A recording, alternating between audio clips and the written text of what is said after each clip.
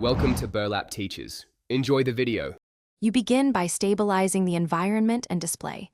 Power your monitor on for at least 30 minutes so temperatures and electronics settle. Once done, set the display to its native resolution and refresh rate and turn off dynamic contrast or any color processing that alters output. Make sure room lighting is neutral and consistent. Direct sunlight ruins readings. Finally, load a neutral profile like sRGB or the factory default, so your first measurements start from a known baseline.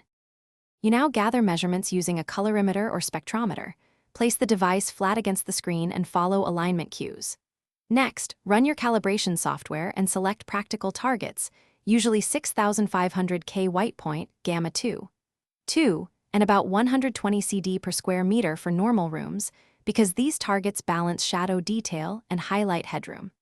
During the sequence, the software will show color patches. Adjust brightness and the RGB gain controls when prompted, and let it take multiple reads. You finish by saving the generated ICC profile and making it the system and application default so colors are consistent across programs. Then verify results using real images and color check patches.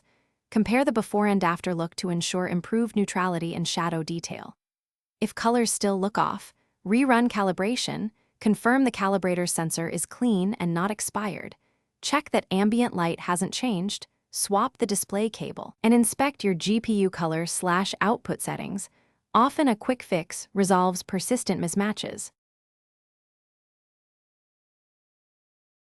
Thanks for watching. Consider subscribing if this video helped you.